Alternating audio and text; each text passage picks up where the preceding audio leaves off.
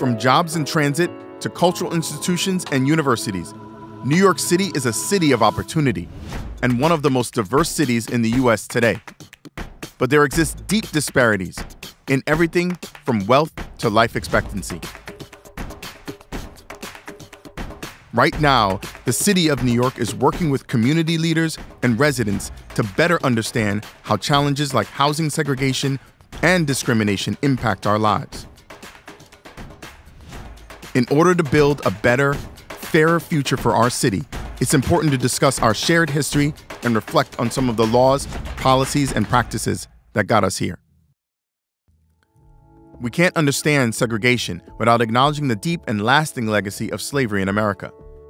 After slavery was abolished in 1865, racial segregation and discrimination continued with government support through Jim Crow laws. Escaping the racial violence of the South, millions of African Americans came north, starting in the early 1900s as part of the Great Migration. They settled in New York and other cities seeking good jobs and a new life, but they were often excluded from living in the same neighborhoods as white residents. In the early 1900s, discrimination was written into deeds and zoning to ensure that certain homes could only be sold or rented to white families.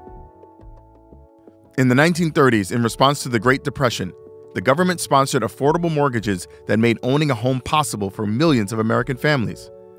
The federal government also created maps to direct investment by labeling which neighborhoods were desirable and which were too risky for loans. This practice, known as redlining, labeled neighborhoods that were Black, immigrant, and integrated as bad investments. Homes in these neighborhoods were not eligible for federal loans, whereas homes in desirable, often all-white neighborhoods were eligible. Affordable homeownership became an opportunity mainly reserved for white families buying homes in white neighborhoods.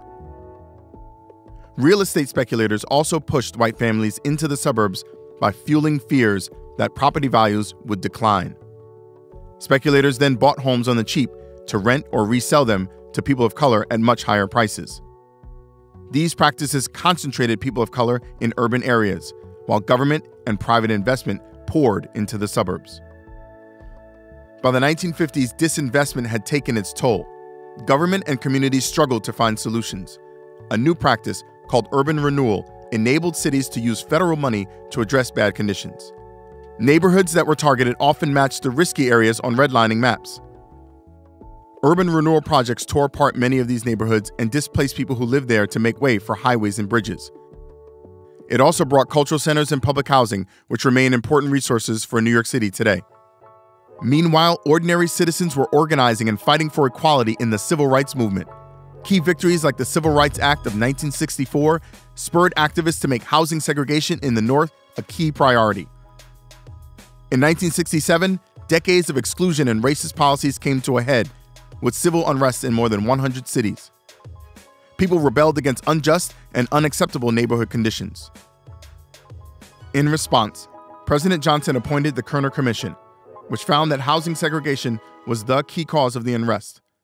The housing available to people of color was substandard, overcrowded, and more expensive than housing available to white residents. The commission recognized a nation moving irreversibly towards separate and unequal societies. The Fair Housing Act of 1968 was passed just months later, following the assassination of Dr. Martin Luther King Jr., a key civil rights leader and advocate for fair housing. 50 years after it was passed, the Fair Housing Act remains a powerful tool in the fight for equity and justice. Over the years, community leaders and activists have fought to expand fair housing protections for immigrants, people with disabilities, and the LGBTQ community. Today, the act prohibits housing discrimination based on your race, sex, religion, family status, disability, or where you were born. In New York City, local laws also protect you based on additional characteristics, such as your age, your immigration status, your gender identity, your sexual orientation, and whether you pay for rent with a voucher. Knowledge is power. By sharing and discussing this history, we can bring about change. Together, we can confront segregation and develop the next chapter of fair housing policies that fight discrimination, break down barriers to opportunity, and build more just and inclusive neighborhoods. Find out more and join the conversation at nyc.gov/wherewelive.